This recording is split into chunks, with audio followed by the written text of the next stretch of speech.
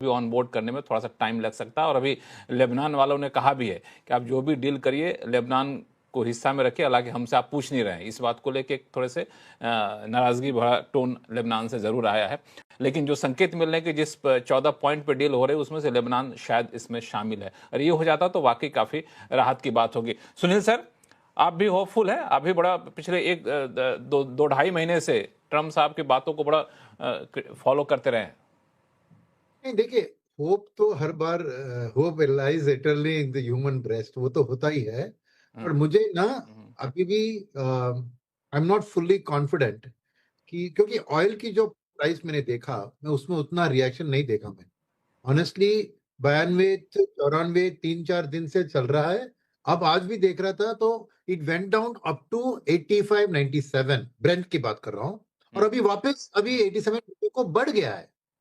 तो सी, ऑयल की जो प्राइस है इंडिया के लिए वो खास होती है। तो वॉर, नो वॉर, लेबनान चले ना चले, हिजबुल्लाह चले ना चले, इंडियन इकोनॉमी के लिए अगर आप चाहते हैं कि हम प्री वॉर सिचुएशन में जाए, तो ये 85-88 की ऑयल की प्राइस हमें उस लेवल पे नहीं लेके जाएगी। हमारे इकोनॉमी के फिजिकल ट्रबल्स और जो भी चीज है ये सब हमें झेलना पड़ेगा।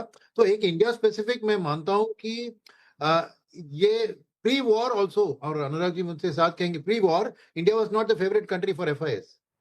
तो वॉर ने उसको थोड़ा और वो ये किया, but to go back to pre war is not what I want. मुझे चाहिए कि go back before pre September 2024। Mean that is the time when India was a Goldilocks in their eyes, right? तो अब वापस वो पुरानी problems तो वापस आ जाएगी ना हमारे लिए। वो एआई की प्रॉब्लम है कि नहीं, फिर इंडिया की ग्रोथ रेट के ऊपर एलिनो है। क्या असर पड़ेगा, तेल का एल नीनो है, और तेल का भी ना प्रोडक्शन के ऊपर बहुत, गैस सप्लाई, ये सप्लाई की चीज में बहुत अटैक हुए हैं, कब नॉर्मलाइज होकर वो आएगा। तो एफआईएस की आंखों से आप अनुराग जी से वापस ये पूछ सकते हैं, क्योंकि आपने बहुत सही सवाल पूछा कि डील पर होपफुल है, क्या वो इंडिया पर अभी अपना रुख बदलने के लिए तैयार है?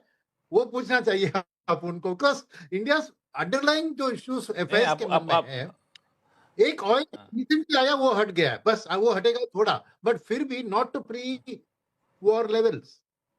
तो मैं मानता हूं कि retail will jump at this, market को उठाएगी, मगर एफआईएस अपना रुख उतना आसानी से बदलने वाले नहीं है, ये मेरा व्यू है।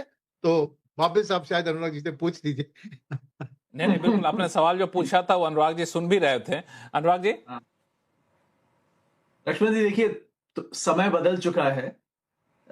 एक शेर याद आता है कि अब ना वो मैं हूं, ना तू है, ना वो माजी है फराज, जैसे दो साए क्या बात। तमन्नाओं के सराबों में मिले। तो वो समय नहीं है। वाह। ऑफ कोर्स इंडिया के लिए हेडविंड्स थोड़े से डिफिकल्ट हैं इस समय पे, क्योंकि वो स्टोरी इस मोमेंटम का फर्क है और कुछ नहीं है। इकोनॉमी, डोमेस्टिक इकोनॉमी पे काम चल रहा है।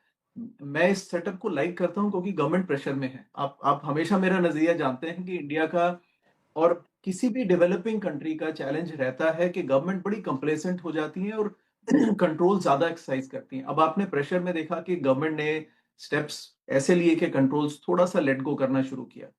जितना ज्यादा प्रेशर में रहेगा उतनी लॉन्ग टर्म जनरेशंस बेहतरीन कंडीशन में रहेंगी। Indian governments whenever it is very comfortable it tries to capture more control. ये कांस्टेंट चैलेंज है इंडिया का।